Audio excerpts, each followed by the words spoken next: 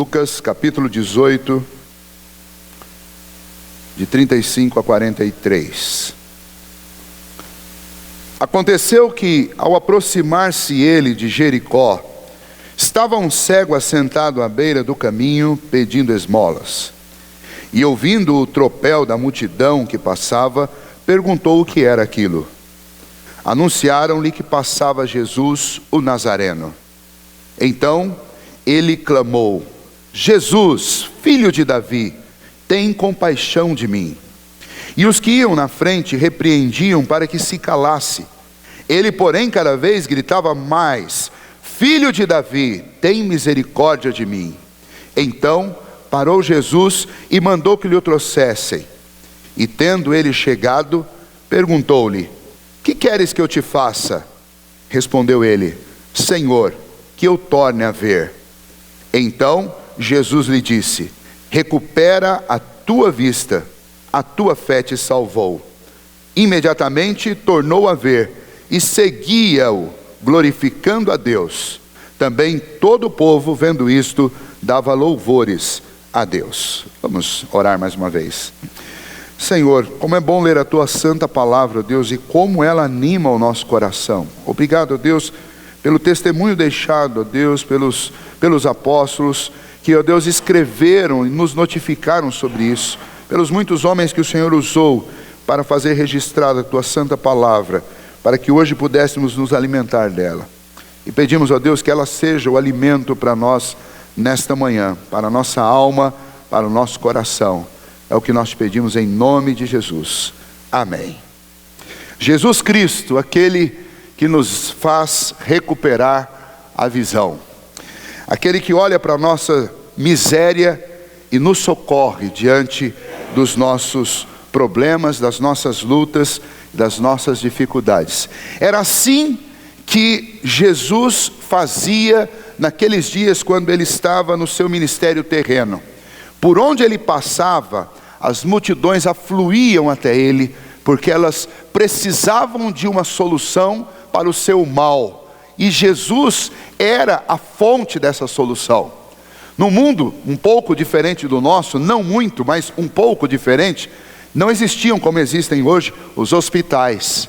Não tínhamos muitos consultórios, nem médicos especialistas para cada uma das áreas da nossa vida. E as pessoas viviam não só uma pobreza gigantesca, imensa, uma desigualdade social não muito diferente do que existe no mundo hoje, mas viviam na miséria. E essa miséria não era apenas a miséria econômica, era a miséria também da falta de saúde, da falta de esperança. Era a miséria espiritual que reinava no coração daquelas pessoas. Muitas delas eram religiosas, mas vazias, extremamente vazias, tanto quanto aquelas que eram pagãs, completamente alienadas de qualquer tipo de fé, cegas no mundo, sem enxergar.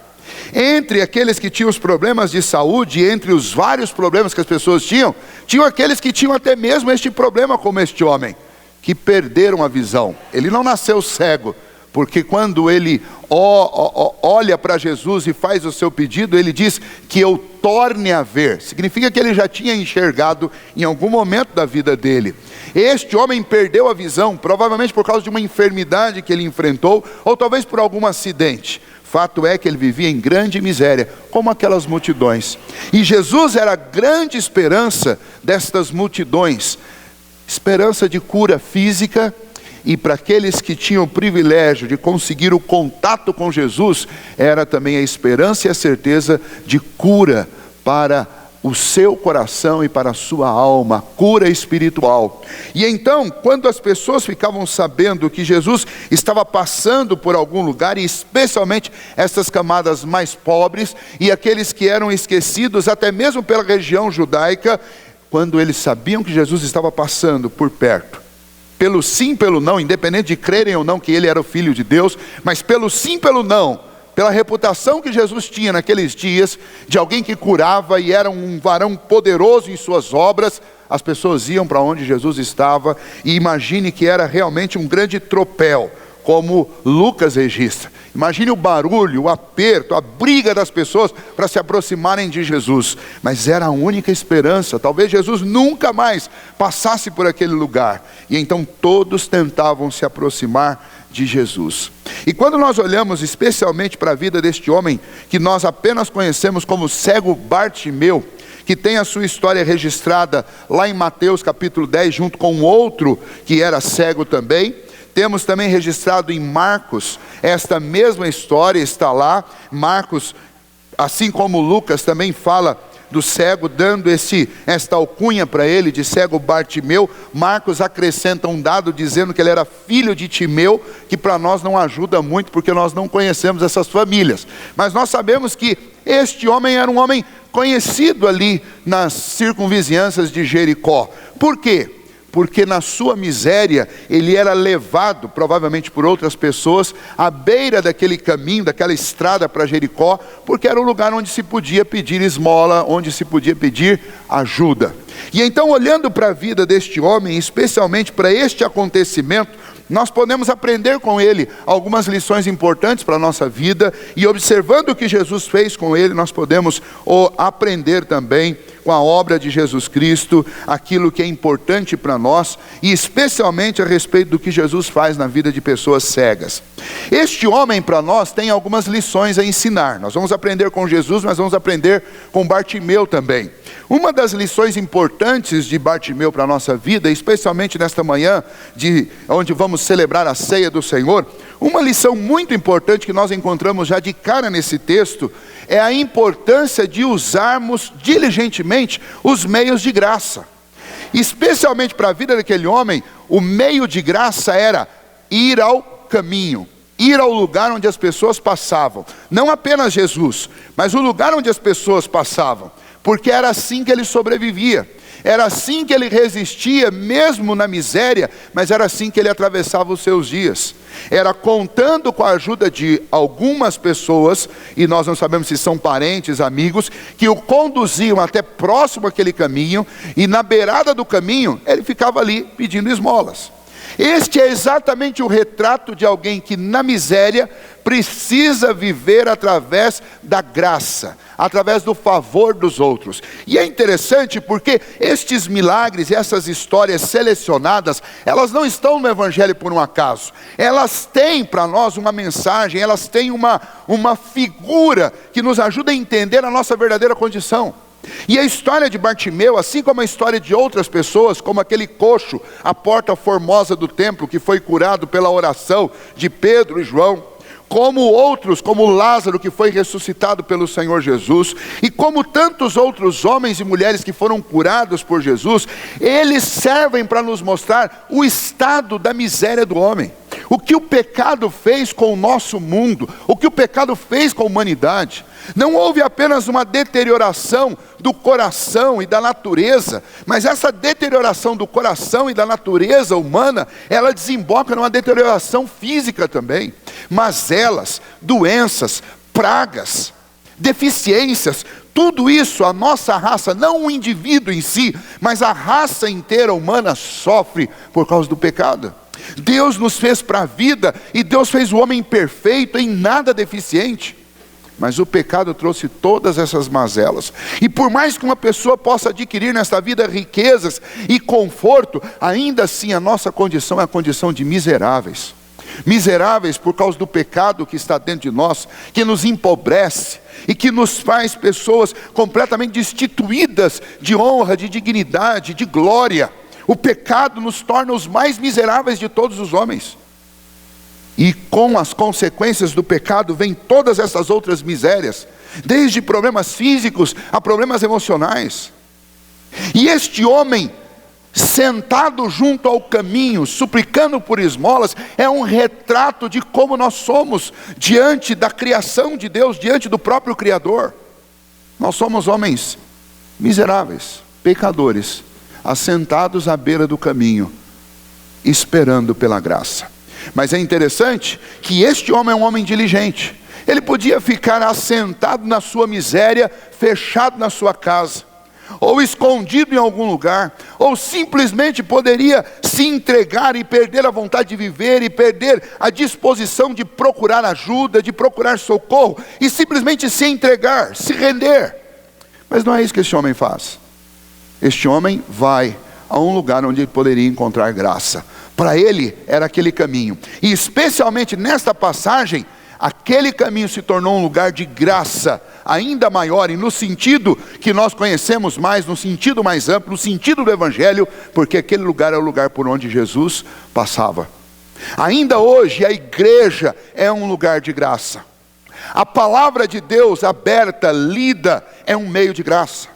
As orações são um meio de graça. A Santa Ceia do Senhor, sacramento estabelecido por Cristo Jesus, é um meio de graça. E como é que nós nos alimentamos e como é que nós nos achegamos à mesa do Senhor Jesus, à palavra de Deus, à igreja, diante da proclamação do Evangelho? Como nós devemos nos achegar? Nós devemos nos achegar como miseráveis, que precisam da graça e que precisam da misericórdia. É assim que nós devemos nos relacionar com o Senhor Jesus, através dos meios de graça. Lembra que nós estamos estudando Mateus, e lembra o que Jesus ensinou a respeito de quem são as pessoas felizardas neste mundo? Ele começa dizendo que bem-aventurados são os pobres de espírito. E nós aprendemos bastante sobre isso. O que Jesus está dizendo é: bem-aventurados são aquelas pessoas que já entenderam que são miseráveis pecadores, miseráveis seres humanos que precisam da graça e da misericórdia e do amor e do socorro do nosso Senhor. E então vejam só, que na diligência deste cego por buscar esmolas e socorro, ele acabou encontrando verdadeiramente a graça do Senhor Jesus. E nós devemos também ser diligentes na busca pela graça e pelo favor do Senhor. Por isso, para nós, ler as Escrituras todos os dias é como para um cego ir à beira do caminho pedir esmola. Por isso, para nós orarmos todos os dias é como um cego miserável que precisa do sustento diário. Por isso eu preciso orar todos os dias. Por isso vir à igreja semanalmente é uma necessidade minha, porque eu sou como um cego miserável que precisa diligentemente usar os meios de graças que Deus deu, porque nós não somos capazes de resistir. Por mais que você tenha 20, 30 anos de vida cristã, e você já tenha diploma em uma série de coisas, nós continuamos sendo cegos miseráveis, pecadores, que precisam da graça do Senhor. Por isso vir aqui todos os dias é como um cego ir à beira da estrada para buscar o favor de Deus. Por isso ler a Bíblia todos os dias é como um cego miserável buscando o favor de Deus através das letras da Sagrada Escritura. Por isso orar todos os dias é como um cego miserável buscando o favor do seu Senhor através da oração. E este Bartimeu nos deixa essa lição, nós devemos aprender com ele. Mas não só isso, Bartimeu também é para nós um exemplo de uma fé robusta. Bartimeu não tinha nunca antes conversado com o Senhor Jesus. Bartimeu não tinha tido um momento em que ele pudesse interrogar o Senhor Jesus para ter certeza que se tratava do Filho de Deus. Ele ouviu falar de Jesus, e naquele dia, ao ouvir o barulho, ele perguntou para quem estava perto dele: o que está acontecendo? E alguém disse: Jesus, o Nazareno, está passando. E algumas expressões na Bíblia às vezes nos passam desapercebidas, mas quem respondeu para o cego Bartimeu que quem estava passando ali era Jesus, o Nazareno, respondeu desdenhando de Jesus. É um desdém. Nazaré era era um vilarejo insignificante da Galileia. Um lugar pobre, muito pequeno. Ninguém jamais cogitava que alguém realmente importante, ou que alguém que pudesse ser relevante para o mundo palestino daquela época, pudesse sair de Nazaré. Jesus viveu 30 anos lá. E este adjetivo colocado ao nome de uma pessoa não era um elogio, era uma depreciação. Quando você diz: o João, quem João? O Nazareno. Significava, é o João que veio de um lugar que não significa nada. Então é um João ninguém. Basicamente, ao invés de dizer Zé Ninguém, alguém disse: é o Jesus de Nazaré, é o Jesus Nazareno, é o Jesus ninguém. É isso que essa expressão quer dizer. Não é ninguém. De Nazaré pode vir alguma coisa boa? Não é ninguém. Por que as pessoas estão fazendo esse barulho aí? Gritou o cego Bartimeu. porque está passando aí o Jesus Nazareno. Sabe aquele que diz que é filho de Deus, mas viveu 30 anos lá em Nazaré? Não pode ser filho de Deus. O filho de Deus ia viver num palácio, não em Nazaré. Mas vejam a expressão da fé deste cego Bartimeu. Em contrapartida ao que disseram Jesus, o Nazareno, como que ele respondeu? Ele começou a gritar e exclamar: Jesus, filho de Davi. Sabe o que significa isso? Para aquele Zé Ninguém que eles fizeram para aquela pessoa que fez essa expressão, chamando Jesus de ninguém, cego Bartimeu respondeu: não, ele não é o Nazareno, ele é o filho de Davi. E aí tem uma coisa interessante. Primeiro, porque se ele era filho de Davi, ele não podia vir da Galileia. Filho de Davi, reino de Judá, ele tinha que vir de Jerusalém. Mas ele viveu 30 anos na Galileia. E então, para você crer que Jesus Cristo é o descendente de Davi, você tem que ter fé, porque todos os dados apontavam para algo completamente diferente disso. Porque se ele era judeu, ele tinha que vir da região de Judá, e não da região da Galileia. Se ele era judeu, ele tinha que ter vivido 30 anos na região da Judéia, e não na região da Galileia. Se ele era judeu, ele tinha que vir de Jerusalém, e não de Nazaré. E aí, quando este cego diz isso, ele está evocando todas as profecias do Antigo Testamento, ele está evocando a aliança davídica que o Senhor prometeu, que o reino de Davi jamais passaria, jamais teria fim. Ele está evocando a genealogia de Jesus, a descendência do Cristo. Ele está evocando aquilo que havia de mais profundo, e de mais poderoso, e de mais glorioso, a respeito de um homem, que este homem fosse o descendente legítimo do rei Davi, e que este homem fosse a esperança do reino de Judá, e que este homem fosse o Messias prometido. É isso que este cego Bartimeu está dizendo com esta frase. Esta frase é emblemática e poderosa, é demonstração de alguém que tem um coração cheio de fé. Ele diz: Jesus, filho de Davi, tem misericórdia de mim. É bem provável que a maior parte daquela multidão não tinha esse conceito a respeito de Jesus.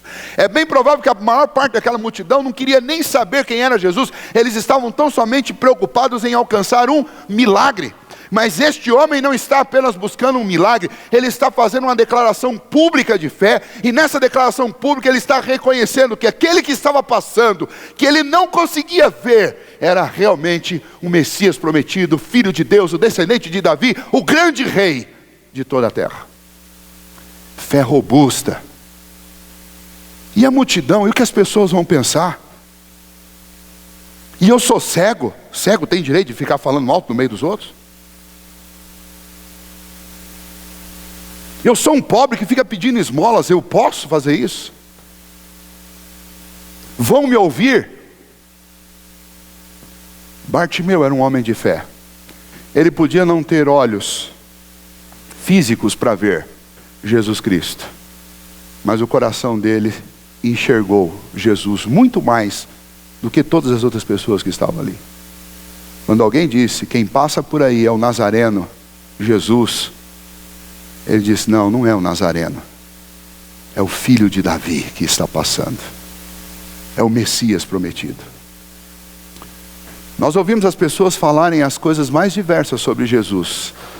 Tem gente que fala hoje em dia do Jesus histórico, filósofos, grandes pedagogos, gente famosa, grandes escritores escrevem sobre Jesus e pegam todos os exemplos que os evangelhos trazem sobre Jesus e falam sobre o grande Jesus homem. E as pessoas admiram: nossa, como que fulano está falando bem de Jesus? Mas em nenhum momento cita que além de ser homem, ele também era Deus. E às vezes a gente, inclusive que é crente, fica impressionado com como alguns escritores que não são cristãos, eles falam bem de Jesus, e a gente fica pensando: olha, está vendo? Estão reconhecendo Jesus. Não adianta reconhecer o ministério de Jesus e as suas obras aqui como homem, se não tiver no coração a convicção que o cego Bartimeu tinha: este é o filho de Davi, este é o Messias prometido, este é o herdeiro legítimo, este é o rei de toda a terra. Tem muita gente inteligente neste mundo, reconhecida, diplomada e ovacionada no mundo, que conta a história do Jesus homem. Mas você que é cristão, nós que cremos realmente em Deus, nós temos que falar de Jesus Cristo, Filho de Deus, o Filho de Davi. Aquele que tem piedade, que tem misericórdia, aquele que tem amor, aquele que tem compaixão, aquele que tem todo o poder, e aquele que restaura a visão aos cegos, aquele que abre o coração duro, que tira o coração de pedra e põe um coração de carne, que transforma mentes e corações, aquele que salva pessoas do inferno e lhes dá a possibilidade de ir ao céu. Esse é o Jesus em que nós cremos. Não é um personagem da história, é realmente o Filho de Deus, que sempre esteve vivo, porque Ele criou todo o universo. Ele está vivo, porque Ele ressuscitou, e um dia Ele há de voltar, e é na presença dEle que viveremos por toda a eternidade. Ele não é o Nazareno, Ele é o Jesus, Filho de Davi, que tem misericórdia de nós.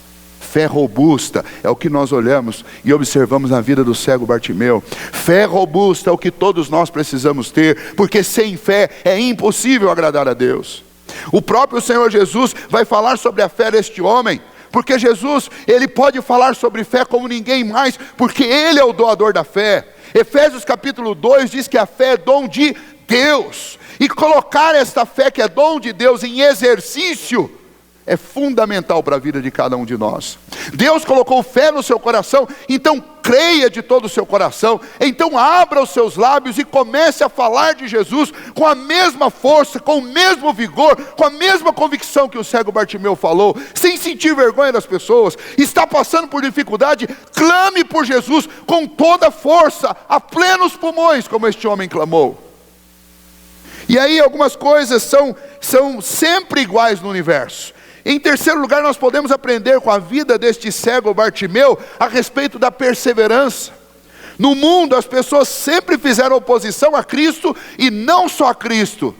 Quando alguém começa a dizer coisas verdadeiras sobre Jesus, tem uma porção de gente que se levanta contra. E não foi diferente com o pobre do cego Bartimeu. Ele começou a gritar: Jesus, filho de Davi, tem misericórdia de mim. E logo apareceu o pessoal dizendo: viu, não faz isso. E iam à frente dele dizendo: pare, cale-se. É isso que o versículo 39 diz: cale-se. E em resposta ao cálice que as pessoas falavam para Bartimeu, o que ele fazia?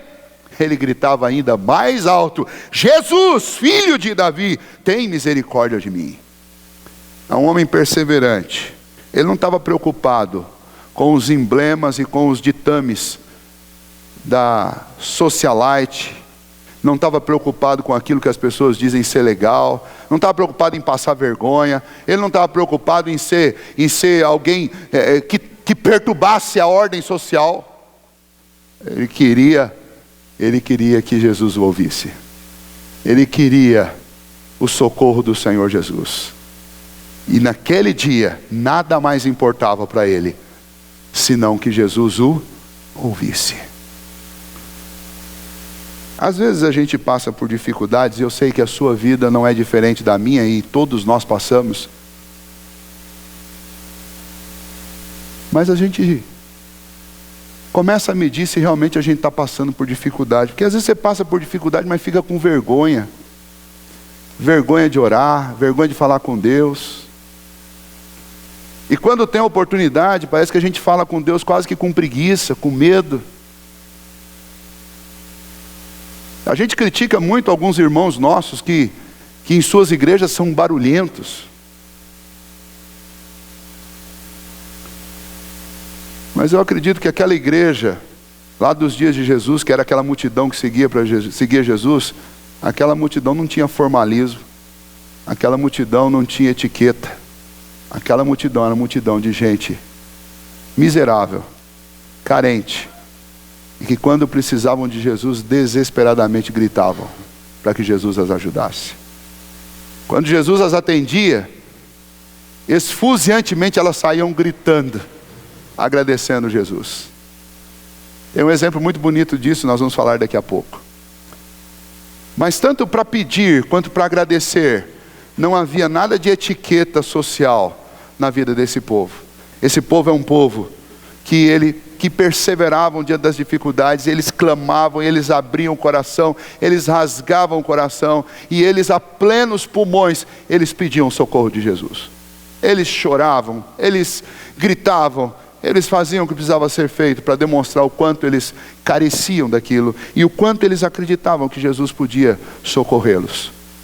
E eu temo que nós tenhamos deixado que a timidez, para não usar um outro termo, que a timidez tomasse tanto conta do nosso coração, que a gente não sabe nem descrever direito diante de Deus a agonia que nós estamos passando. E a gente fica com medo do que as pessoas que estão sentadas ao nosso lado vão pensar de nós. Se eu começar a orar e começar a clamar e começar a falar alto, se eu começar a chorar, vão pensar que eu estou fazendo alguma coisa errada, vão pensar que eu estou com um problema que... E aí o que vão pensar? Lembra, nós somos todos miseráveis à beira do caminho, precisando da graça do Senhor. E aliás, nós não vimos a igreja para que as outras pessoas fiquem preocupadas com o que nós vamos pensar, o que nós estamos fazendo ou deixando de fazer. A gente vem na igreja para buscar o Senhor Jesus. E se alguém começar a pensar mais do que convém sobre si mesmo ou sobre os outros, quem faz isso precisa da misericórdia do Senhor.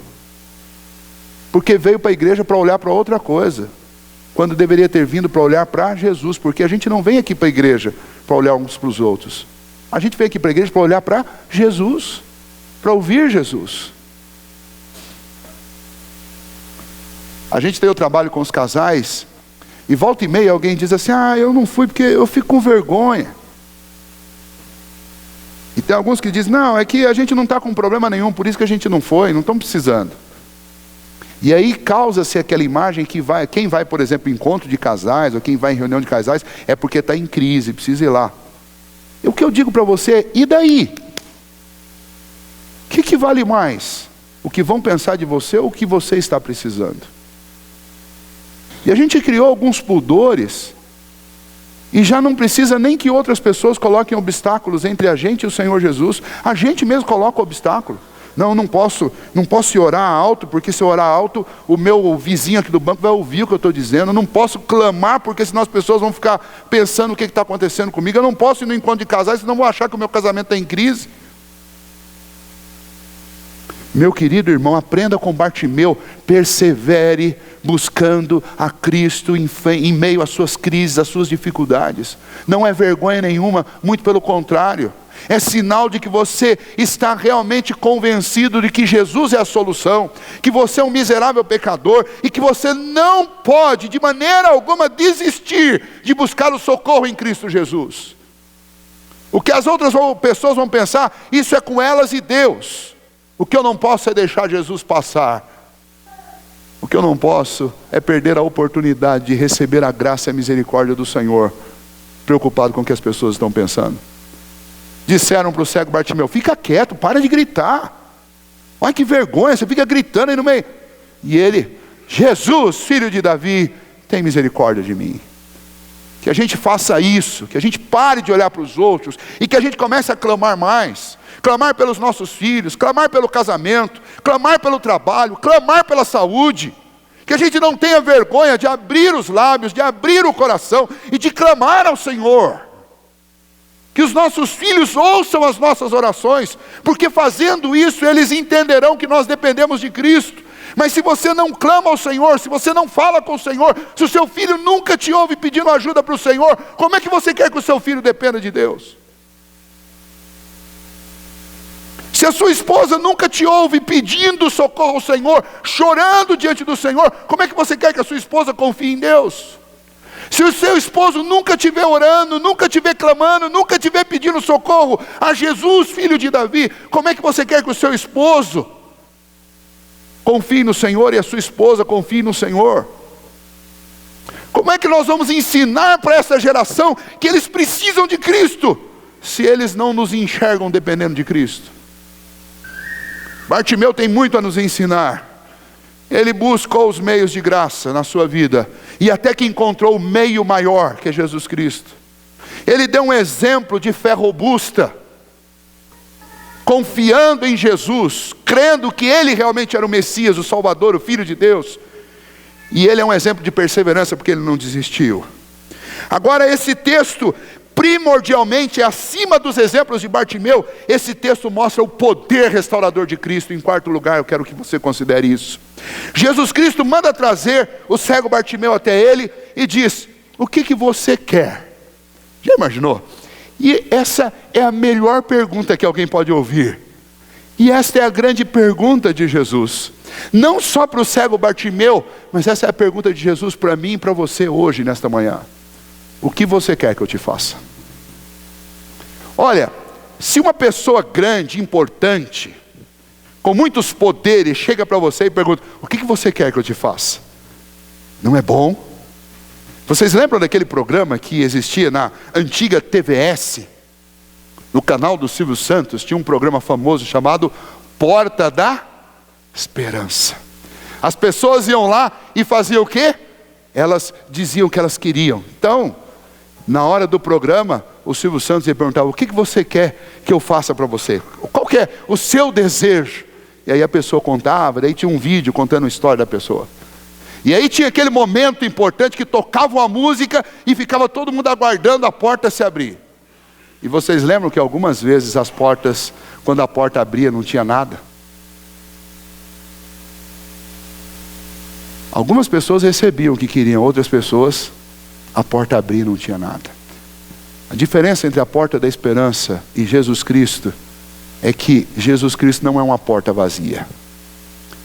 Jesus Cristo não deixa ninguém sem esperança. Jesus disse para aquele homem: o que você quer que eu te faça? E não existe limites para o poder de Jesus.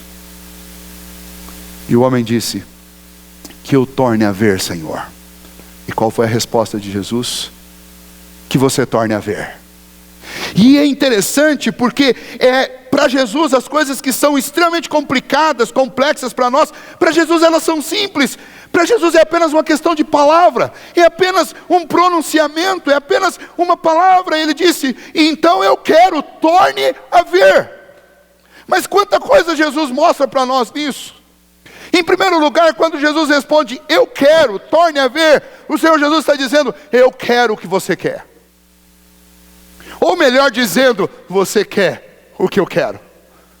Jesus passou por aquele caminho para fazer aquele cego enxergar. Na nossa visão humana, o cego vai dizer assim: eu tive a maior sorte que Jesus passou por lá e eu estava lá.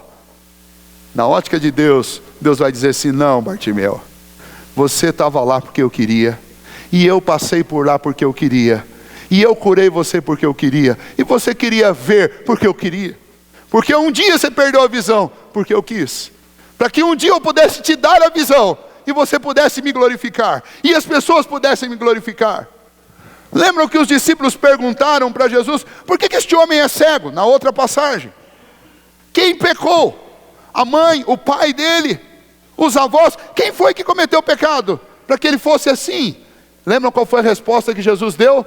Jesus: nem ele, nem o pai dele, nem a mãe dele, mas ele está assim para que as pessoas glorifiquem a Deus, porque eu vou curá-lo.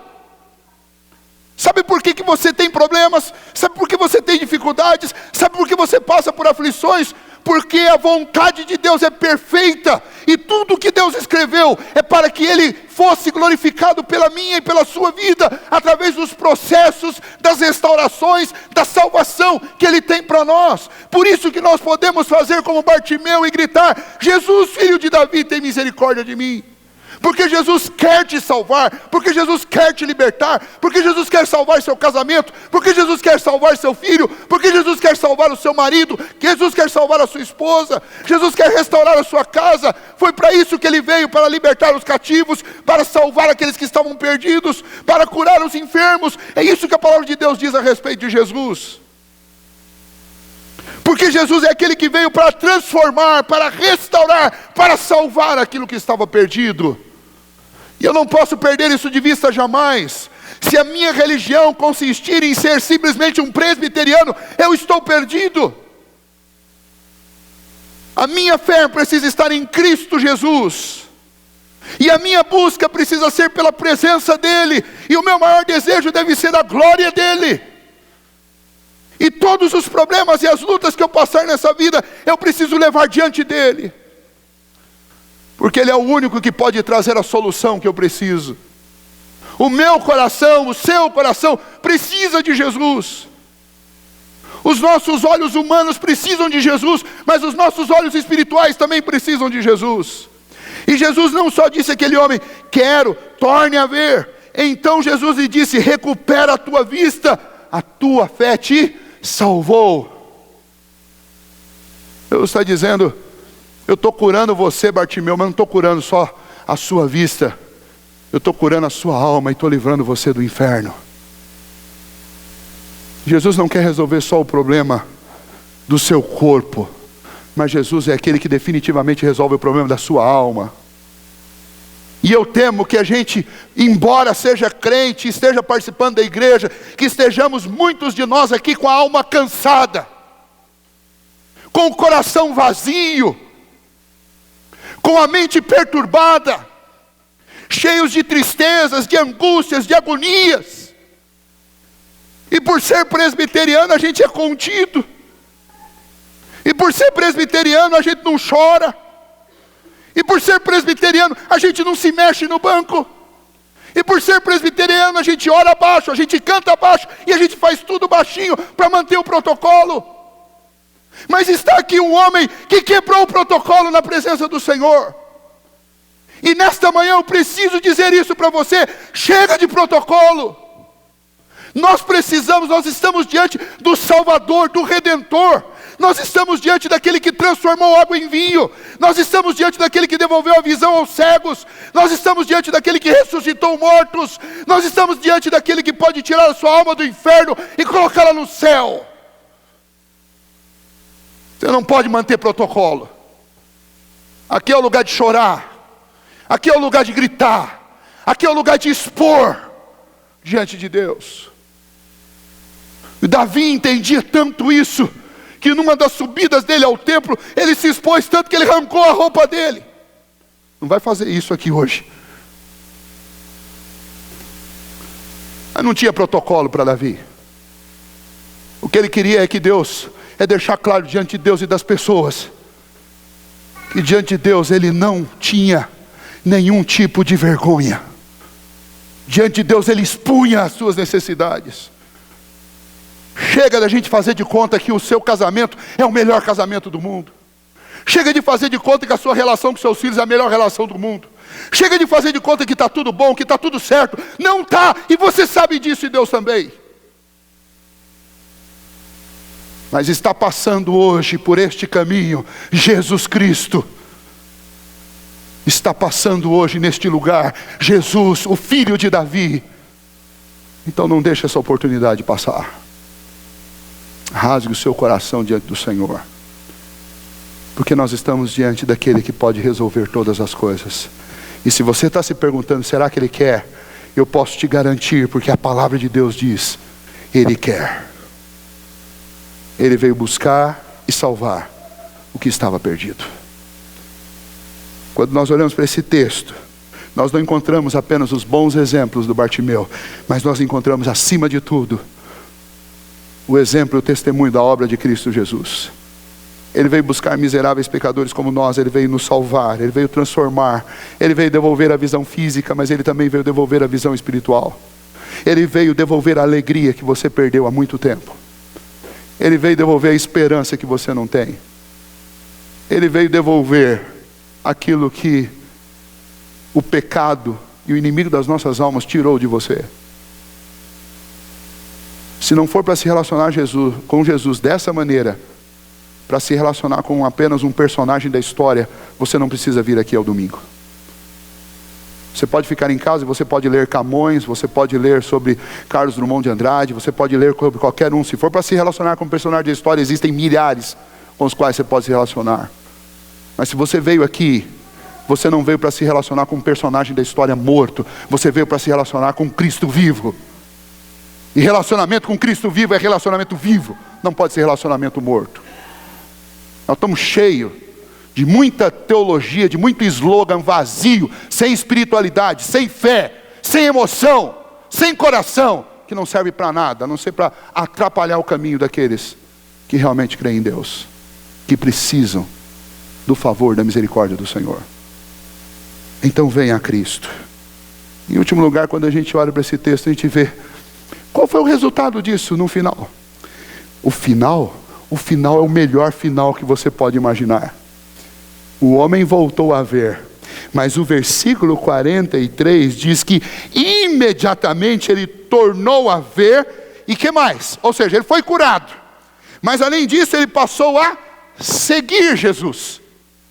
E não só a seguir, mas ele seguiu Jesus glorificando a Deus. E que mais que aconteceu? E todas as pessoas vendo isso, davam louvores a Deus. Sabe o que acontece quando a gente, de forma verdadeira e sincera, vai diante do Senhor Jesus e busca o socorro? Ele responde. Você se anima a segui-lo como nunca antes você seguiu. Você cumpre o supremo propósito da sua existência, que é glorificar a Deus. E as outras pessoas vão ser impactadas pelo que Deus fez na sua vida. É tudo isso daqui que a gente está perdendo quando a gente fica tendo um relacionamento plástico com Jesus.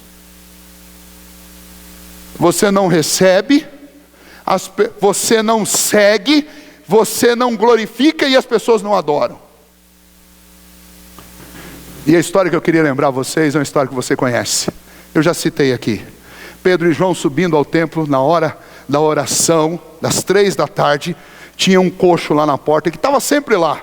Mas nesse dia, Pedro e João viram aquele homem e perguntaram para ele: o que você quer? E o homem falou: uma moeda, alguma coisa, me dê uma esmola. E aí Pedro olhou para ele e falou assim: eu não tenho prata, eu não tenho ouro, mas o que eu tenho eu te dou. Levanta em nome de Jesus. E tomou o homem pela mão. E Lucas diz que ele deu um salto e ficou em pé. E Lucas, ele tem um pouco de conhecimento de medicina. Ele diz que os seus artelhos, que são os seus nervos, se firmaram. E o homem ficou em pé. Mas o texto não acaba aí. Diz que ficou em pé. Pensam num lugar onde existia formalismo. Templo de Jerusalém, hora nona, com os sacerdotes, os levitas, todo mundo posicionado no seu lugar certinho, roupa certa, tudo certo, um protocolo absoluto. O que esse cidadão faz? Esse cidadão começa a pular e entra pulando para dentro do templo. E Pedro e João atrás: não faz barulho. E o camarada vai pulando e vai gritando e pergunta: o que aconteceu? Você não era coxo? Eu era, mas eu fui curado por Pedro e João. E aí as pessoas olham para Pedro e João e ele fala: não foi por mim não, foi pelo nome de Jesus. E aí todo mundo vai perto de Pedro e fala: não, mas esse Jesus não morreu. E aí Pedro vai pregar dentro do templo, dentro do protocolo dos judeus, e vai dizer: não, ele não morreu. E o poder dele, que realizou coisas quando ele estava vivo, continua realizando no nome dele. Nós estamos fazendo o mesmo que ele fazia, pelo poder dele. Quando pessoas são alcançadas e são transformadas por Jesus, elas não conseguem ficar sentadas no banco. Elas têm que sair e começam a pular. Infelizmente, é por isso que vem alguns exageros. Porque as pessoas não são verdadeiras diante de Deus, elas precisam começar a simular. E acontece um monte de bobagem. Mas quando há sinceridade, e quando nós buscamos perseverantemente o Senhor, Ele nos atende. E a alegria produzida por Ele é uma alegria que não pode ser contida. Que Deus nos ajude. Nós vamos nos assentar nesta mesa, ao lado agora, e tomar parte desta mesa. E vamos comer do corpo de Cristo, e vamos beber deste cálice que é o sangue de Cristo. Não é apenas sentar à beira do caminho. Nós vamos sentar à mesa com Jesus. Com este Jesus que salvou o Bartimeu. Você tem a oportunidade de sentar à mesa com Ele. E então eu quero convidar que você compartilhe com Jesus a sua necessidade. Fale com Jesus. Se você quiser gritar, pode gritar. Mas não perca a oportunidade. Você está à mesa. Não é na beira do caminho lá de Jericó, lá na Palestina. Mas é aqui, dentro desta igreja. Jesus está aqui. Ele disse: aonde se reunirem 2 ou 3 em meu nome, ali estarei com eles. Nós estamos aqui com Jesus. Não deixe essa oportunidade passar. Não deixe para amanhã. Busque o Senhor. Coloque a sua necessidade diante dele. Clame ao Senhor. E Ele vai te socorrer da maneira que Ele sabe ser a melhor. Quero